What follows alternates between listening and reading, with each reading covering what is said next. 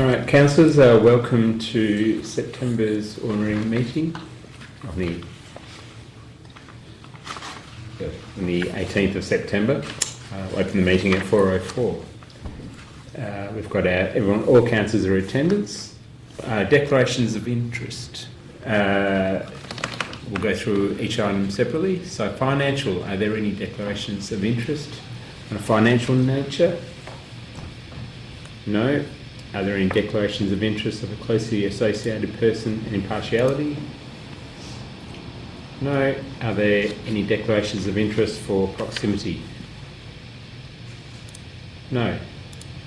There's no responses to public question times, no public questions, no petitions, deputations, presentations or submissions. Applications of leave of absence? No.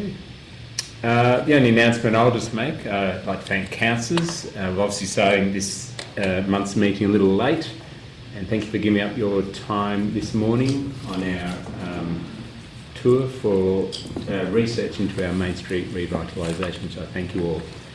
Item 9, confirmation of minutes. The Audit and Risk Committee meeting held on Thursday the 21st of August.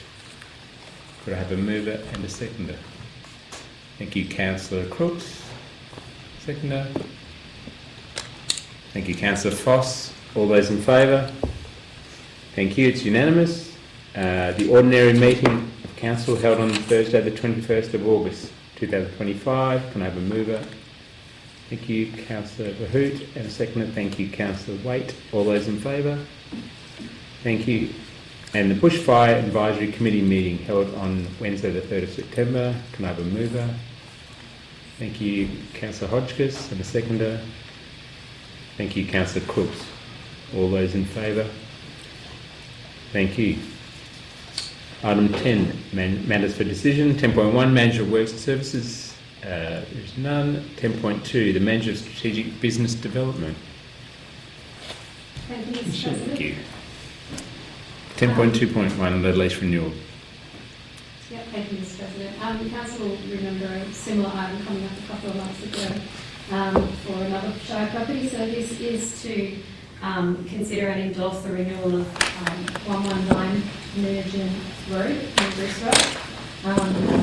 The weekly amount will be at $680 for a term of 3 years. Required compliance work that needs to be part of the lease. But other than that, it's relatively straightforward. Any questions or comments?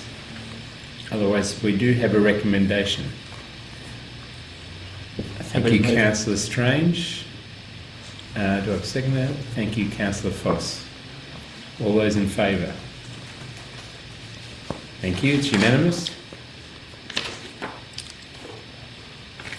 Item 10.3, Manager of Finance. Mr Darby is away, so I think Mr Furr is filling in for him. So 10.3.1, schedules of accounts paid, Mr Furr. Thank you, Mr President. Schedule of accounts paid for August 2025. I'll take the paper as read, just highlighting the fact that $721,994 were paid for the month of August, and reiterate to Council the list of accounts paid are provided with an additional legend item that identifies items such as grant funding, partial recovery, etc., for ease of reading. Other than that, I'll just happy to take any questions if there are any. If there's no questions, would someone like to move that schedule of that it's presented? Thank you, Councillor Hodgkiss. And seconder, thank you, Councillor Bahout. All those in favour? Thank you, it's unanimous. Item 10.3.2, the monthly financial report for August 2025. Thank you, Mr President. Monthly financial report. Again, 2 months into our budget, our overall financial position is currently standing at just over $3.1 million in surplus. We've received to date around about 10.2% of our rates to be collected. Obviously, we are early into the year, Our 90-day debtors currently standing at just under 27,000 with 17 outstanding amounts which are being followed up. The most significant item is a main roads amount which will be paid once work is completed. Capital projects, council should expect more progress towards these projects in the coming months. 6 projects, or around about 22% of the budgeted projects, are underway and nearing completion. I look forward to next month providing a deeper dive into the finances with council after Q1 is completed. Unless there are any, happy to take any questions regarding the monthly finance report. If there's no questions or queries, we do have a recommendation that the report is presented, or as presented. Would someone like to move that? Thank you, Councillor Waite. A seconder. Thank you, Councillor Verhoot. All those in favour? Thank you. It's unanimous.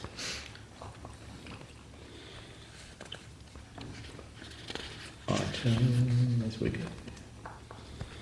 Regulatory services. There are none. Item 10.5, Management of Governance Community Services. 10.5.1, the Shire Seal. I think Mr Furr is also... Thank you, Mr President. Use of the Shire Seal.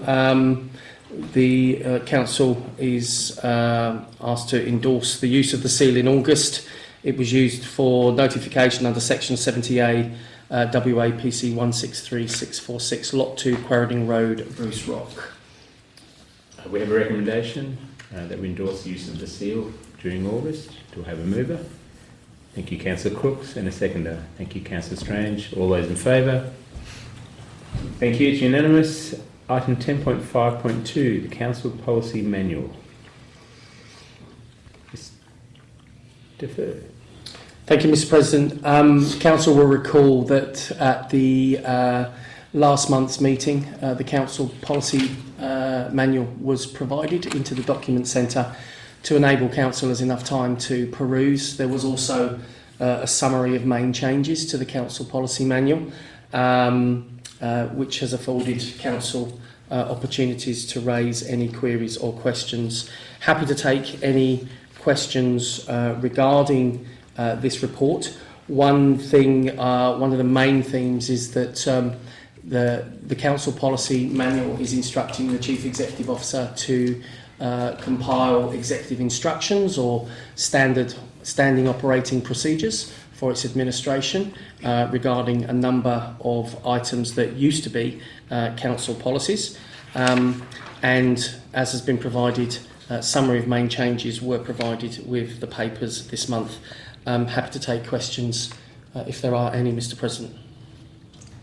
Questions or queries? Chair, yes, just to our CEO, I'm assuming that, and our CEO's got a lot of work to be done through this, I'm assuming, for example, 4.6, 4.7, once that work's been done, come to council for approval to be included in the policy document then?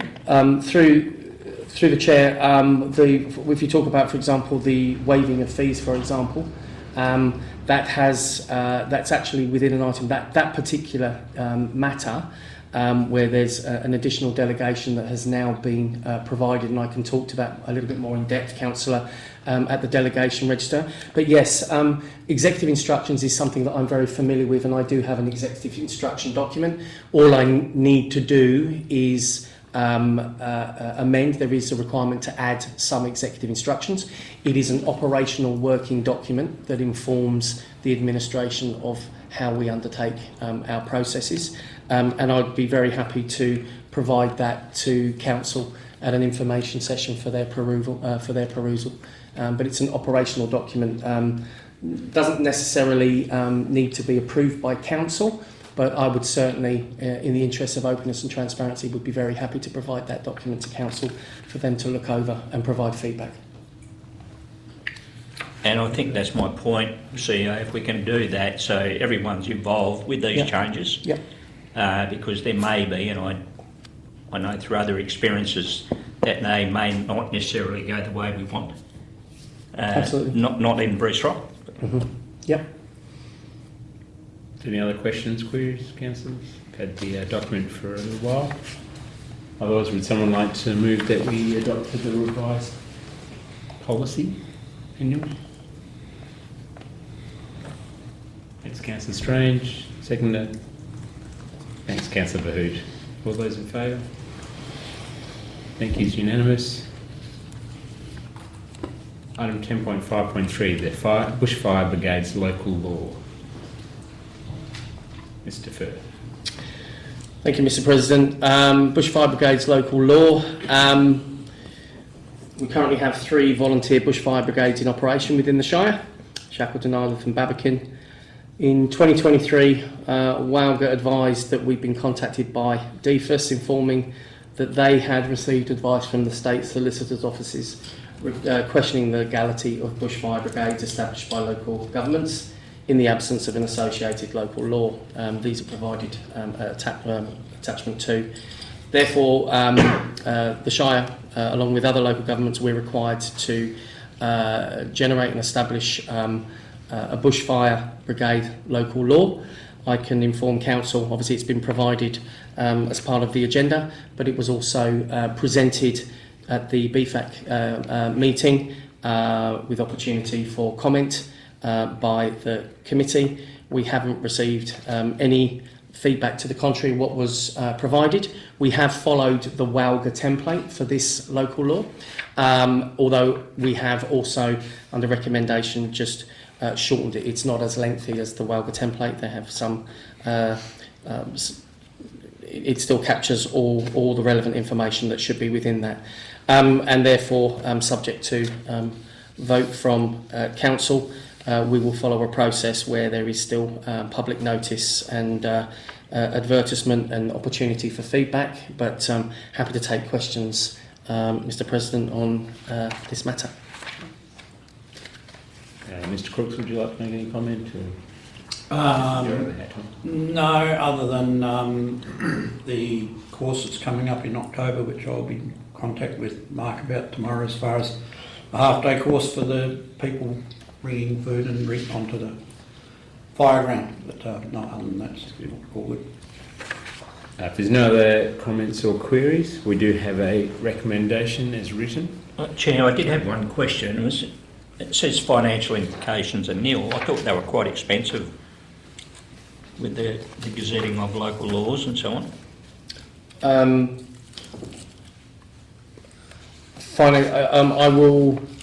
The exact cost at this moment in time, Councillor, I can't convey to you what it actually is.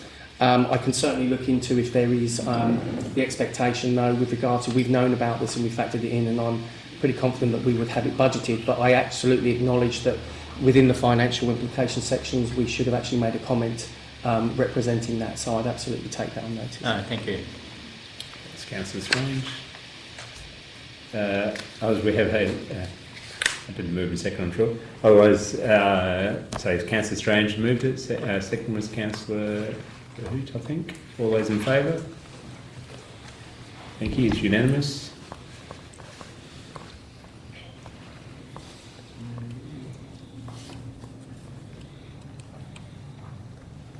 Uh, 10.6, Chief Executive Officer. 10.6.1, the Delegation Register version 2. Mr. Firth.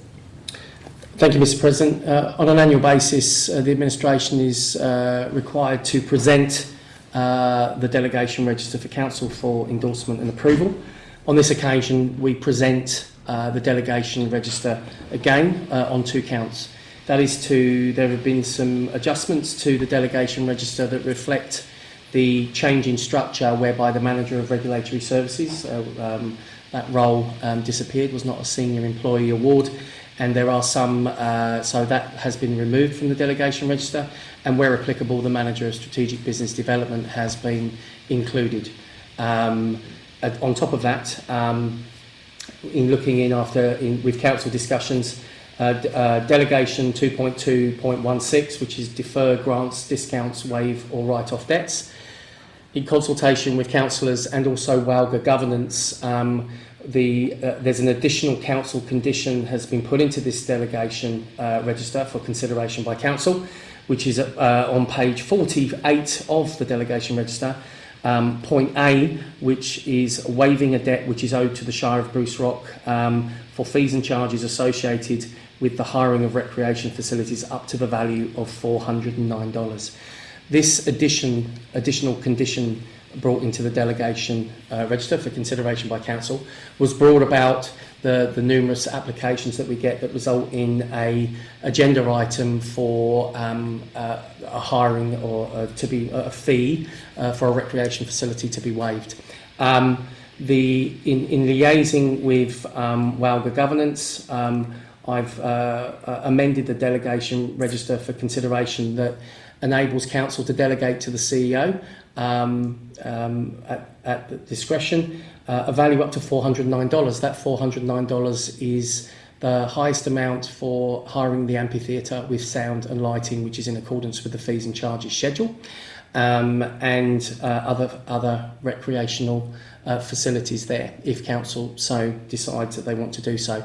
I would also want to state to council that if there was any discretion or concession given regarding an application to waive these debts or these fees, I would certainly report this in the information session report anyway. So there would be total transparency regarding any decision that council has afforded their CEO to delegate, and you would be made aware of that. Happy to take any questions. Other than that, just the version control and the minor amendments to the delegation register to represent Manager of Strategic Business Development. No, if there's any questions or queries, otherwise we have a recommendation that we accept the amendment. Would someone like to move that? Thanks, Councillor Foss. Seconder. Thanks, Councillor Hodgkiss. All those in favour? Thank you. It's unanimous. Item 11, new business of urgent nature. There is none. Item 12, confidential items. Would someone like to put us behind closed doors? Thank you, Councillor Verhoot, to put us behind closed doors. And seconder, Councillor Waite. All those in favour? Thank you. No? Otherwise, would someone like to take us out from closed doors? Thanks, Councillor Waite. Thank you, Councillor Foss. All those in favour? Thank you. It's unanimous. We have a recommendation that we approve the request for Mr. Simon Campbell to lease Unit 1, 102 to 104 Butcher Street for 3 years. Do I have a mover? Thank you, Councillor Strange. A seconder? Thank you, Councillor Waite. All those in favour? Thank you. It's unanimous. We have another late item. Confidential. Another confidential item, I should say. So can someone put us behind closed doors? Thank you, Councillor Verhoot. Do I have a seconder? Thanks, Councillor Foss. All those in favour? Thank you. I'd like to take us out from behind closed doors. Thank you, Councillor Verhoot, and thank you, Councillor Waite. All those in favour? Thank you. It's unanimous. We have a recommendation that we endorse the extension of the contract, including the minor administrative changes. Would someone like to move that recommendation? Thank you, Councillor Foss. A seconder? Thanks, Councillor Hodgkiss. All those in favour? Thank you. It's unanimous. And with that, I thank you all. We'll close the meeting at 4:26.